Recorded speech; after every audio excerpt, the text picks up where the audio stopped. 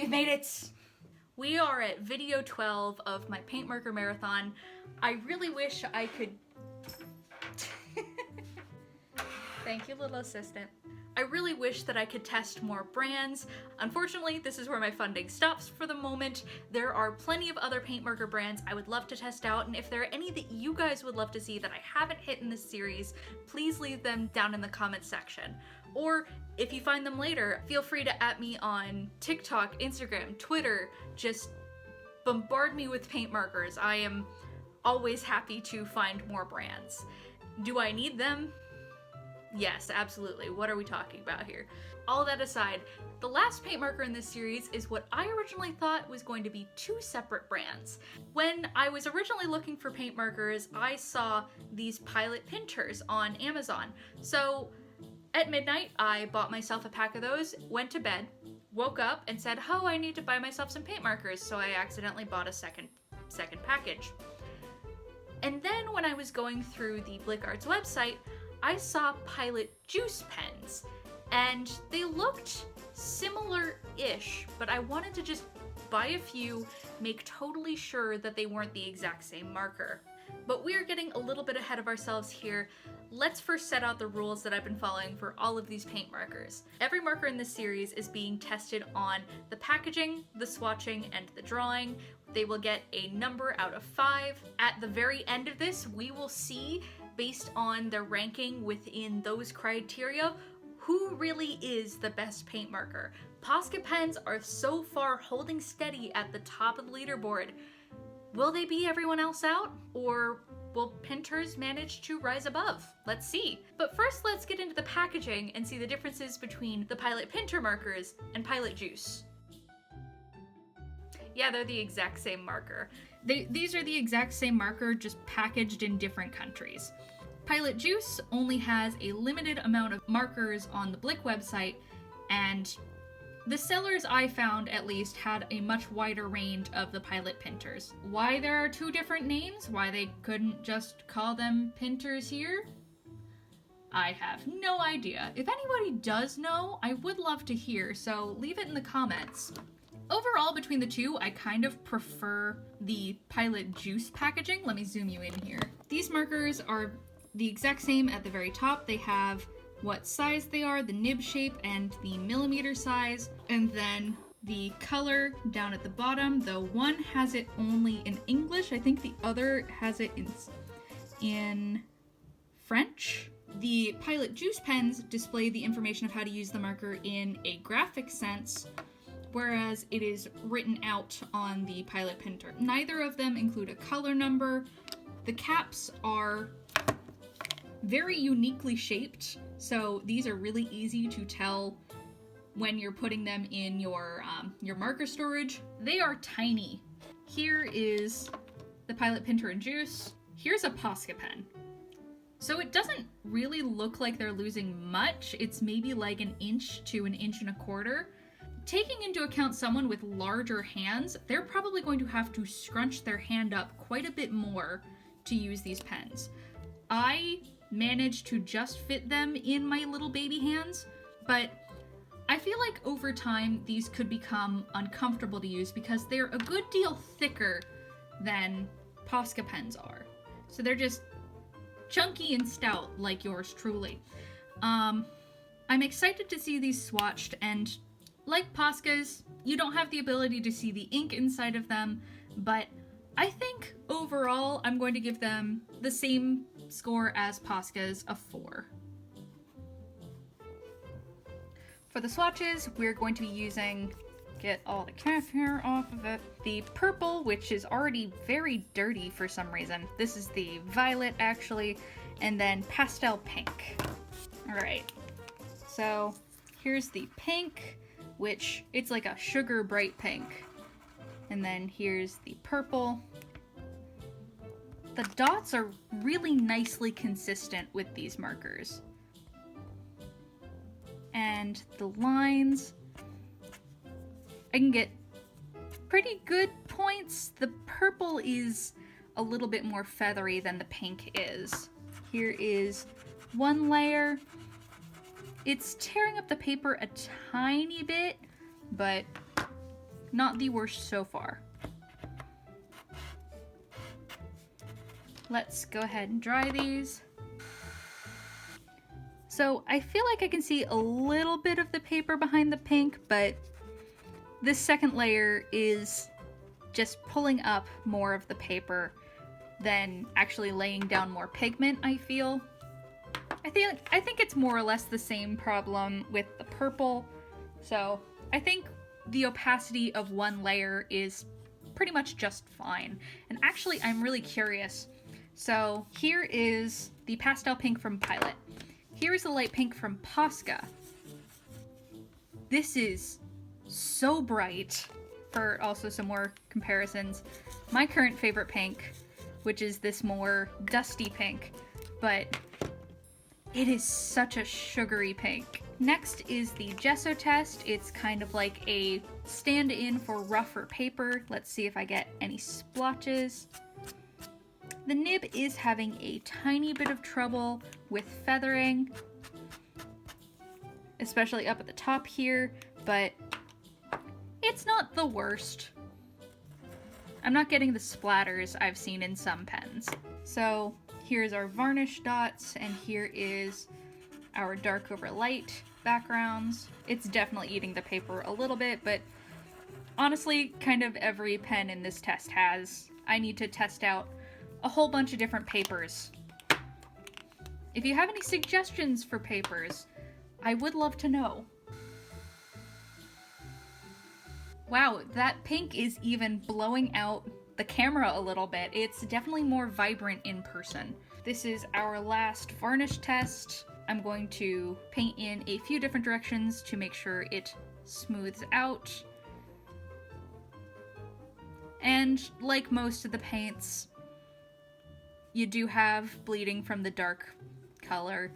Poscas do too, so it's unfortunate, but there are ways around. It just means you'll have to use a spray varnish for this brand instead. Next we have our opacity test, seeing whether or not the pink can layer over the purple.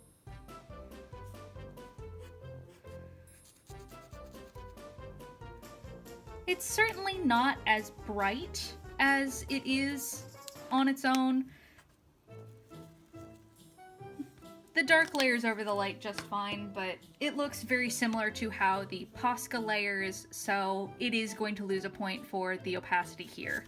Let's move on to the pencil test. So here's a scribble, and there's a scribble, just to simulate the sketching. Make sure to clean off the nib. Alright, here's going over the pencil. It is partially disappearing, but I feel like it's slightly duller.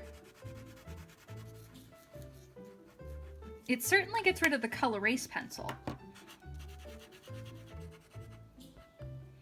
And no opacity problems whatsoever with the purple. Now let's see about colored pencils. And this is just to see if I can get good opacity down here at the bottom and fade off to a very light dusting of color without it grabbing at the material oddly. Which, the red did gradient pretty well. Oh, it especially looks good on the black. I honestly have no idea how good it looks on camera, but this is really nice. The varnish for sure is 1 point off, and I think the opacity is the only other thing I will mark a point off on these pens for. So, like the Poscas, they receive a 3 for the swatching. And finally, let's get into the drawing. My voice hurts a little bit from all of this talking so close to each other. Every brand in the series has been matched up with one random illustration. This one in particular is a gecko girl who has a messy and tousled hairstyle. She is wearing a sweater vest with armor pauldrons and holding a butterfly. I decided to make it a moth, but I didn't erase this piece as much as I should have. I was a little concerned about going hog wild with that eraser. The violet didn't have any problems with covering it over, but some of the other colors, since they are pastels and brighter, ended up needing a few more coats to be able to do it. This light green is honestly the closest thing to a Posca's aqua green that I have found through this whole series. It's a startling duplication of the color, and the pinks. Oh my god, the pinks are so bright they actually hurt my eyes in person a little bit.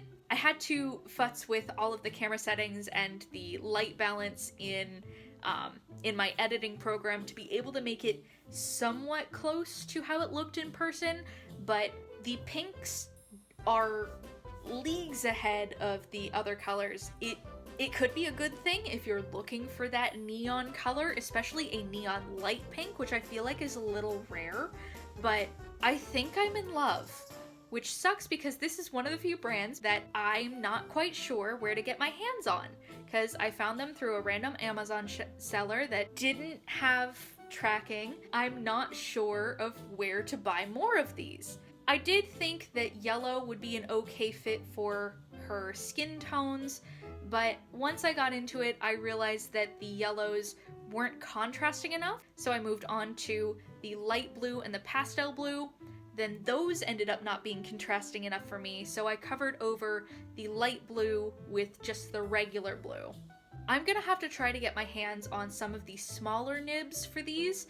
These are the medium-sized nib, and they do sell them in a small nib. I just want more of these. If anybody knows where I can actually buy these, if like you've seen them listed on a store, I need these in my life. Like every piece in the series so far, these are getting line art done in Posca pens, just to give everyone a fair fighting chance. And getting to this point, it really didn't feel any different than using a Posca pen. Like, there have been some of these markers that I feel like I need to go over a few times because the line art pen doesn't have quite the same opacity. It just glides off of the paint as opposed to adhering to it, and I had no issues in the final stages of this piece. The only problem is the pink does kind of burn my eyes a little bit, but I can get used to that. When I went to erase, the paint didn't burnish at all, so that checks off the last thing that I checked for. Some of the white lines are a little dingy. That is 100% a user error problem. I didn't properly clean off my nib after touching some of the wet line art. But once she has her white line and sparkle, then she is completely done. There were a few spots where the paint did creep under the tape.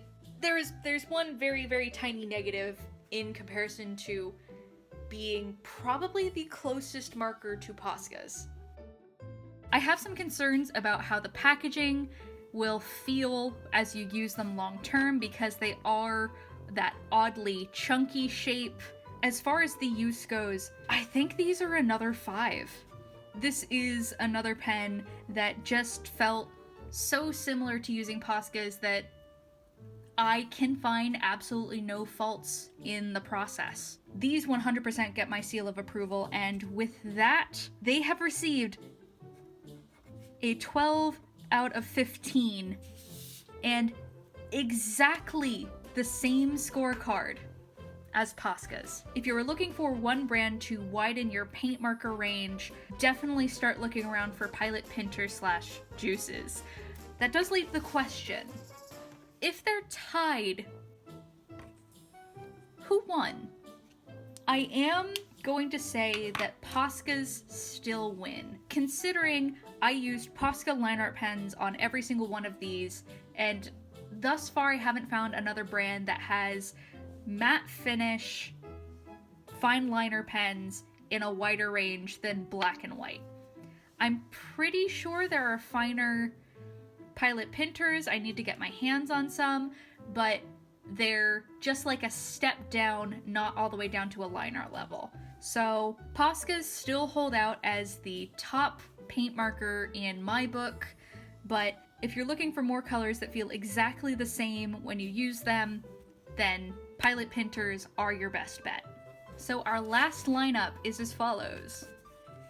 Amsterdam in last place. Montana markers. Liquitex acrylic markers. Arteza markers, Crink markers,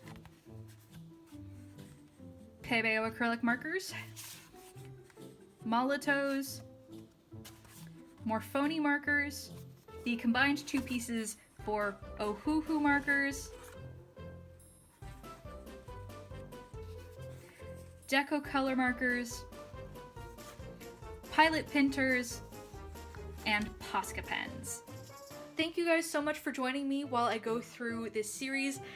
I'm both glad to end the Posca Marathon here for the moment, but I'm also looking forward to being able to get my hand on more brands once I have the funds to do so.